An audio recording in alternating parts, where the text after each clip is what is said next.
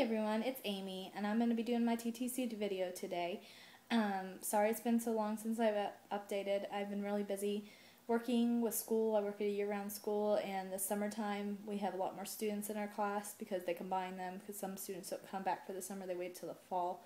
So it just got me really exhausted. And also this last month in June, I was supposed to be going to the doctor to set up stuff to start doing our IVF process. But the first thing he wanted to do was an ultrasound, a vaginal ultrasound, and a saline sonogram. And when they went in to do the ultrasound first, the ultrasound tech found a polyp in my uterus, and it was fairly large. But she said, let's go ahead and have the doctor come and look at it in the saline sonogram, and if it's really there, it'll show up there. So they looked, and yes, it was very big, and they found it. And so the doctor took me to his office, and we talked about what we should do from here, and he decided to go ahead and do a hysteroscopy and to remove the polyp, and that surgery was set up for yesterday, and so that's why I look kind of like I do right now, no makeup, probably look kind of drowsy still and everything from the anesthesia and everything. But anyway, so that day he set that up. He also set me up for some lab work last week just to make sure everything looked good. So that's what it was going with that, and I asked him, so now when can we start the IVF process after this? And he said that probably we would start trying to do it in October, because for 2 weeks we can't have any sexual intercourse or do anything like that. So I go for my post-op in 2 weeks with my doctor here in East Texas to see him, just to follow up, so I don't have to drive all the way to Dallas to see him just for a 5-minute post-op is what he said. So they sent me up with my regular OB here just to talk to him, show him the pictures and everything of what they found. And then after that, I'm supposed to set up an appointment with the other doctor in Dallas, and he's going to just set up times to start doing the IVF and everything. And so I'm going to be looking down at my notes and everything, so just bear with me. Some stuff about the surgeries. They took me in at, I was supposed to be there at 7 because my surgery was at 9.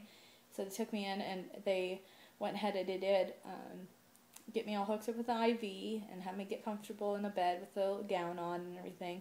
The lady that did my IV put it right. Let's see if I can see it.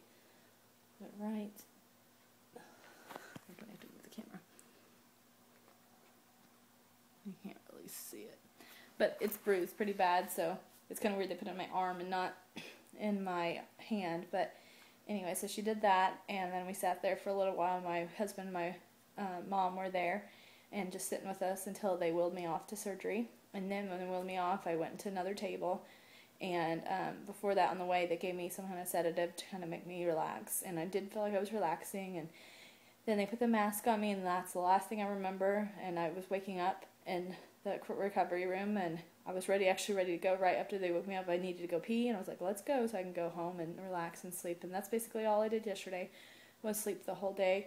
When I was since it was a 2-hour drive back, they decided to give me 2 pain pills orally, and a nauseation pill. And then they also, during the surgery, put this little nausea tab thing behind my ear just to make sure I don't get sick or anything.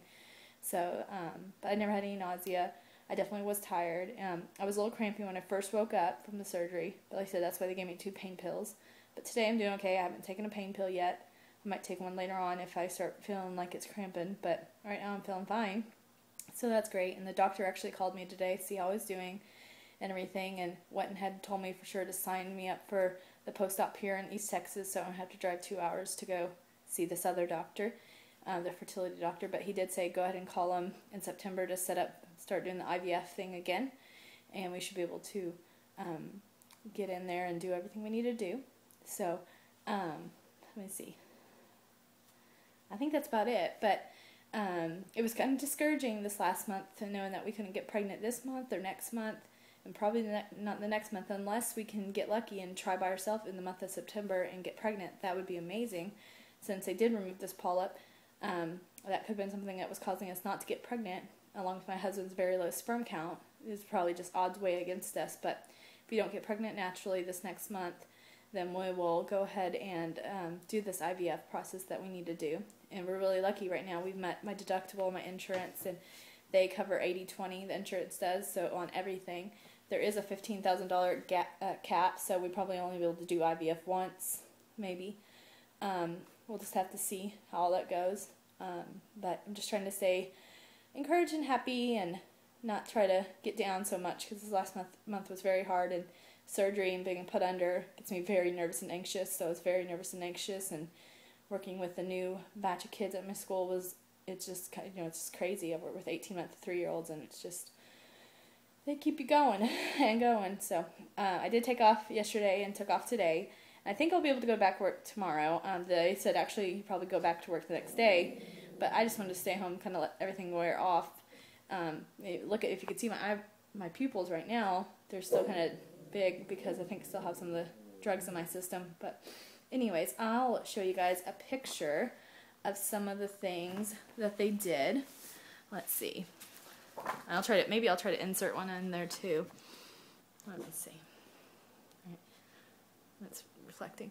There's the polyp they found, and it went from both sides of my fallopian tubes, so that definitely could have caused a blockage. And there's another one. It's a little better to see right there.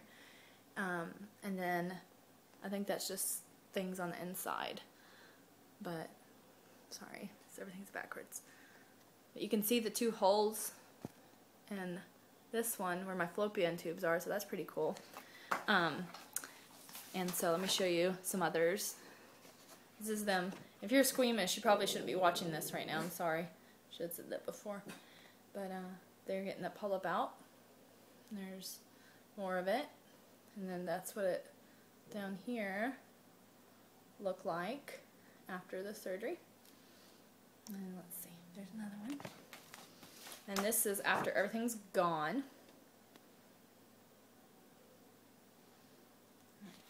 And so, I said on July 23rd, I'm going in for a post-op with my doctor here in East Texas, and I'm supposed to go take all these pictures to him, and they're going to look over them and just see how I'm doing. And he said it was only going to take 5 minutes, so he didn't want me to drive all the way to Dallas and get all this done and have to drive back. So that's really nice of him. I love this doctor. He's so great. He thinks about you and tries to get everything done he needs to get done while you're there, and he's very fast-moving. So it's been really great to have him. But anyways, I'm sorry if I'm rambling or anything, and this is another reason I don't think I do the best YouTube videos. I know a lot of you guys are a lot more confident in things than I am when it comes to talking on the video, but I'll try to get better, and maybe I'll do a tag or something soon. But anyways, girls, you have a great day, and I wish you all the best and lots of baby dust to go around for y'all. Thanks. Bye.